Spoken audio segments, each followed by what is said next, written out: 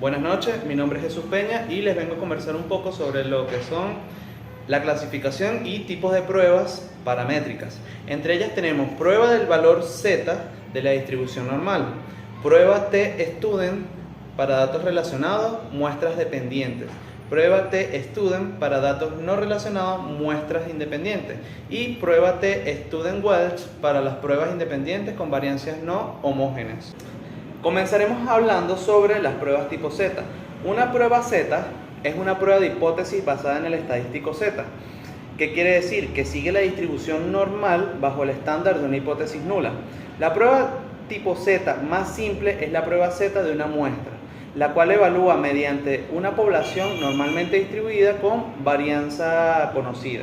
Continuaremos avanzando con el siguiente tema, que se denomina la prueba T-Student para muestras relacionadas, la cual nos permite comparar las medidas de dos series de mediciones realizadas sobre las mismas unidades.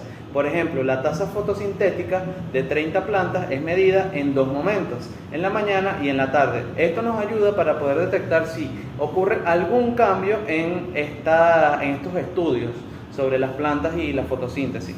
Y serían relacionados en dos momentos, en la mañana y en la tarde. Continuaremos con la prueba T de Student para muestras no relacionadas o muestras independientes. Esto lo que nos indica es que compara las medias de dos grupos y los pone bajo un entorno, bajo un factor, y el resultado que asigne o muestre es el resultado que se está buscando.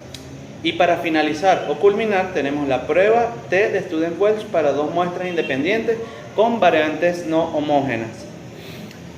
Esto, para explicarlo brevemente y lo más corto posible, podemos decir que es un método que se utiliza para probar si las medidas de una población desconocida de dos grupos son iguales o no.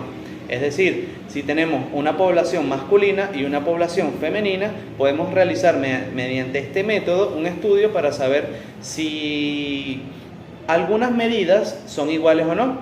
Tenemos eso como ejemplo. Muchas gracias y que pasen buenas noches. Algunas de las características de las pruebas no paramétricas son que es un método de medición difícil de aplicar. Es necesario realizar pruebas de hipótesis. Las hipótesis son estrictas. Las observaciones deben de ser independientes. Ahora vamos con la ventaja de las pruebas no paramétricas. Pueden utilizarse en diferentes situaciones, ya que no deben de cumplir con parámetros estrictos.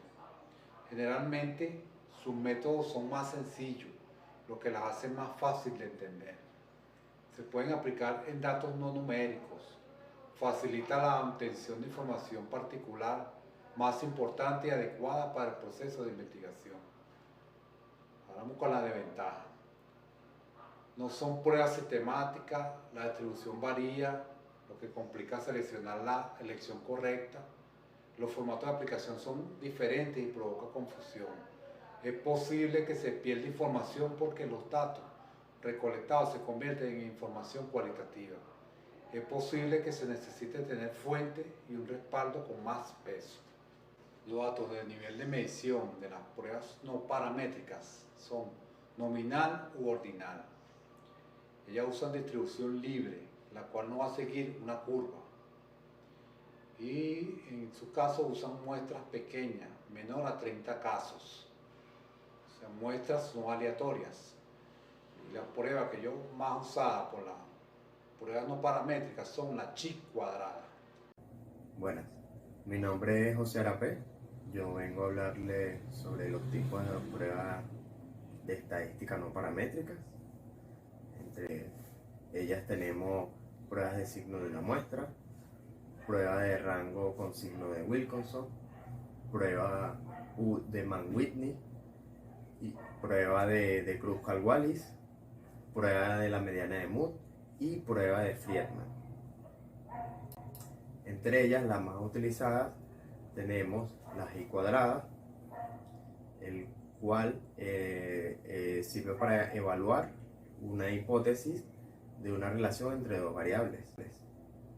Coeficientes de correlación de tabulaciones cruzadas.